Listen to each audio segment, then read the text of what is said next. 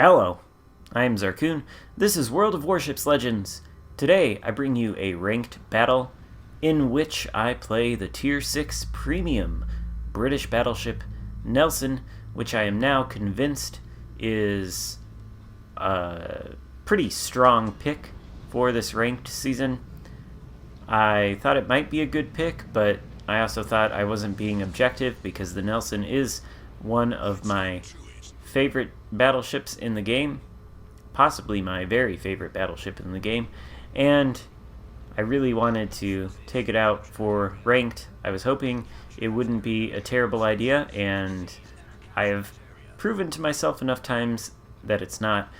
Sorry for spamming the chat wheel there. I just happened to notice that friendly Moss that's to my left looked like he was on track to follow the friendly Kid to my right into the Alpha Cap circle, and that would have been potentially a game-losing opening move on his part for us, so I was spamming the chat wheel at the Alpha Cap to ask that Moss to head that way instead. He decided to comply. Maybe he saw things my way. I'm glad he did. And now I'm monitoring the situation, because I think what you want when you have two destroyers in ranked battles like this is for one to go to one cap and one to go to another. And then you want roughly the rest, or whatever remains of your team, to split in half. And half of you go support one destroyer, half of you go support another. That's not quite happening here on my team, which is a little bit worrisome for me. But right now I notice that there are two cruisers. They are obviously going to be my number one priority, checking to see whether I think either of those friendly battleships have decent shots on me. I don't think they do, but just in case, I'm going to turn in and kind of angle at them, and then I'm going to fire at the enemy shores out there. Now, in ranked and in battle generally, battleships' number one target is cruisers. The Nelson, as you just saw, is uniquely set up to be a terror to cruisers because of the short-fused British AP, which arms more quickly than the AP on other nations' battleships upon penetrating the armor, so it detonates quicker, and when it penetrates lightly armored targets like a cruiser, it is more likely to not overpen and detonate inside the ship. And sometimes, well, a lot of the time really, get citadels like that off to a cracking start, as the British guy for the national voiceover says. I kind of think he should say off to a smashing start, but, you know, that's just me. I'm just glad there are different languages for different ships in the game. It's a lot nicer that way. Anyway, moving forward, kind of monitoring the situation in that cap circle. I am spamming the cap circle madly, hoping that the friendly Moss will turn around and go back in there. A friendly cruiser points out that there is an enemy battleship over there, which I would think should be irrelevant for the Moss. That cap circle has been flipped, obviously, by an enemy destroyer, so it could be that the friendly Moss is concerned about that. That enemy destroyer does happen to be a Moss as well, so it does have the hydroacoustic search. So I'm not entirely sure why that Moss is not entering the Alpha Cap. He may very well have good reason to not enter it, but every second he spends outside of it is a second that the enemy is accruing capture points from holding that cap, and that is contributing to what is now a points lead that they enjoy over us by virtue of holding 2 capture points to R1, and that is just going to continue. That lead is going to continue to grow every second that they continue to hold 2 caps over R1. Now, the Moss does, it looks like, enter the enemy cap. And it looks like he spots the enemy Moss there, launching torpedoes at him and now leaving the cap, which is not helpful in terms of stopping the enemy team from accruing points, but maybe his torpedoes will hit the enemy Moss. You never know. Anyway, I am pushing forward now. I have a friendly Synop pushing forward with me. Being very cautious here.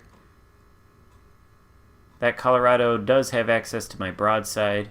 I am unspotted, so I am holding my fire until I think maybe I have enough of the island between me and him to not be spotted. Not so. I take a shot at him, and there's an enemy destroyer out there to my right who is able to spot me. He is smoked up, it looks like. Launched torpedoes at either me or the friendly Synop. Missed me because his torpedoes ran out of range. Maybe they were aimed for the Synop, I'm not sure, but they missed him too. At least I think they did. And we are able to continue pushing forward. My goal is to clear out the largest threats over here and hopefully push into the Charlie cap to start taking that, since it doesn't look like Alpha is going to be flipped by my team anytime soon, and the enemy has a points lead on us now. It's about, I don't know, 50 points. Could be 100 soon, though. So I'm going to either need to get into that sea cap or take out an enemy ship. Gonna fire again at the Nelson. Fiji's out over there. Dodged his torpedo salvo earlier. I knew he was there. Predicted the salvo was going to come. I was proven right. And now the Fiji gives me exactly what my team needs.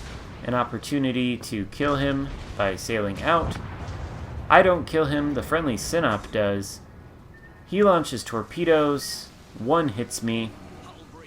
Doesn't do catastrophic damage, although it does cause flooding. And that was just, unfortunately for his team, a suicidal move on his part. He didn't need to do that, especially if he had smoke. He should have turned the other way, ran, deployed the smoke if he got spotted, and preserved his life. Losing his life, lost his team points, and now my team has the lead. Has an even bigger lead now, also, because... yeah, no, that's why we have the lead. I'm sorry, earlier I saw a destroyer go down, and I thought it was the enemy Moss to the friendly Moss, but it was actually the friendly Moss to the enemy Moss. So our lead could be greater, but the friendly Moss died. Anyway, I did let that flooding go for quite a while, mostly because I don't have the Unsinkable medal, and I really wanted it. Maybe that was a little bit reckless, but I stopped the flooding, made the most out of the first of my heals, and maybe that was a little bit of an intimidation tactic. I mean, that Nagato kind of saw me do it, and I imagine that's a pretty demoralizing sight for him, coupled with the 2 huge hits I have thus far scored. But waiting to use my damage control so long is going to now come back and bite me a little bit. I take a single torpedo from the enemy Moss, barely dodge a second. That second would certainly have killed me. But as it stands, I am now just flooding to death, and my damage control is going to take an additional 10 seconds or so to come back online. Gonna fire the 3rd turret at the Nagato. It doesn't do anything, but now this Moss is my primary concern. I'm able to stop the flooding with 869 hit points left, and then engage another heal, which is going to bring me up to about half health. My secondaries lit a fire on that Nagato a moment ago. That is what ends up taking him out. And now it's just the enemy Moss. All the while that Nagato was around, by the way, the friendly destroyer, the Kid, was shooting at the Moss. Good job for him. Looked to me like the friendly cruiser also had a shot on this Moss, but I believe, I may be mistaken, but I believe he was only shooting at the battleship. If so, not a good play. You're gonna take a cruiser out. Do not be trying to farm HE fire damage off enemy battleships, especially if they're on extremely low health and about to die, when you have an enemy destroyer threatening one of your battleships. Shoot, please, at that enemy destroyer. Anyway, I'm not playing around anymore. Got the HE loaded. Moss is turning. Unfortunately, that salvo is not quite enough to take him out. 4 shells on target. A single extra shell would have taken him out, but my teammates get that honor. The game ends with our victory despite our disadvantage on caps, and it was a pretty good one, I think. If you liked it, give it a thumbs up and consider subscribing to my channel. Thank you so much for watching. I will see you next time. Goodbye.